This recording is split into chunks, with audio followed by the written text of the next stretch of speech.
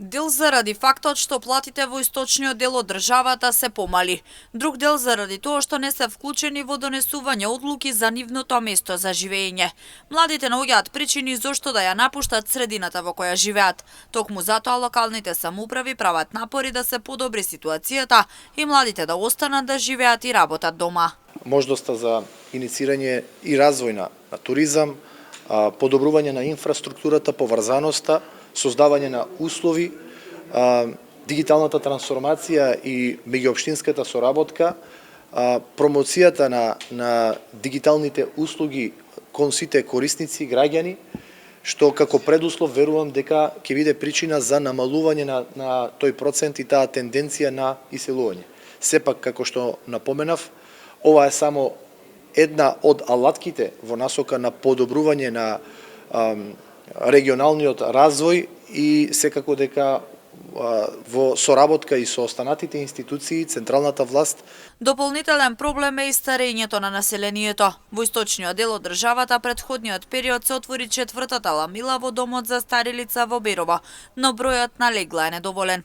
Градоначалникот на општина Кочани вели дека се прават напори да се отворат повеќе старечки домови. Задачата на сите нас како градоначалници досега беше да работиме конзистентно, да ги намалуваме разликите меѓу општините кои влегуваат во Центарот за развој на Источноплански регион, а во исто време и да ги намалуваме разликите на ниво на држава. Уште еден проблем кој се провлекува во овие години и наназад подолг период е проблемот на старењето на населението.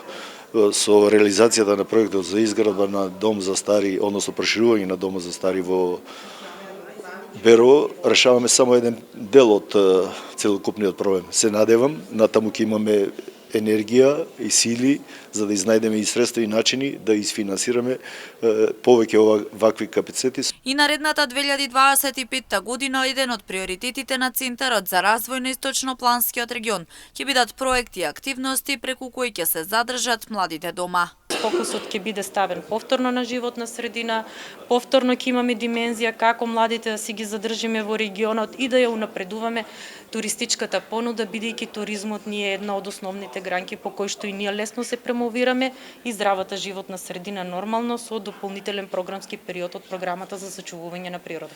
Инаку денеска во Штип се одржа настан ден на регионот, на кој присуствуваа градоначалниците на општините од Источниот регион.